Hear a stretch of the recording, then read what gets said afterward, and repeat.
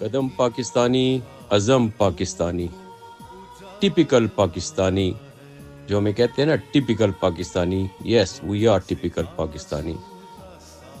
ہم زلزلوں میں، قدرتی آفات میں، سیلاب میں ہم اکٹھے ہوتے ہیں، قوم بنتے ہیں. اب بھی ہماری قوم کو للکارا گیا. ہماری قوم پوری دنیا سے کھڑی ہوئی اور ہر ایک نے اپنا اپنا کردار ادا کیا. ہر ایک پاکستان کا امبیسڈر بن کے ابھرا اور دشمن کو منہ کی کھانی پڑی. اور انشاءاللہ تعالی آگے بھی ایسا ہوگا.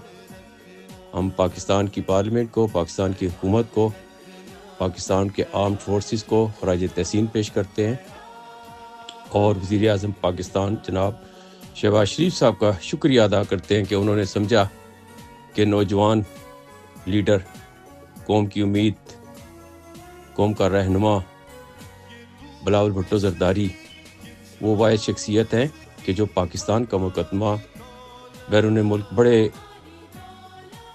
دبنگ طریقے سے پیش کر سکتے ہیں. اور انہوں نے ایک کمیٹی ترتیب دی جس کے سربراہ، امن کمیٹی کے سربراہ جناب بلاول بھٹو زرداری صاحب ہیں، خرم دستگیر صاحب، حنا ربانی کھر صاحبہ اور جیلانی صاحب اس کے ممبران ہیں. اور انشاءاللہ تعالی یہ ہر محاذ پہ ہم جیتیں گے. اور اس کمیٹی کو بہت پہلے بننا چاہیے تھا لیکن دیر آئے درست آئے. اگر شہید ذوالفقار علی بھٹو صاحب آج زندہ ہوتے تو وہ فوراً طوفانی دورے کرتے یا کرواتے اپنی کمیٹی سے. تو اب بھی جنگ کے آثار ہیں لیکن ہم ہمہ وقت تیار ہیں، پاک فوج ہمہ وقت تیار ہے انشاءاللہ تعالی. اور ٹپیکل پاکستانی انداز میں ہم لڑیں گے.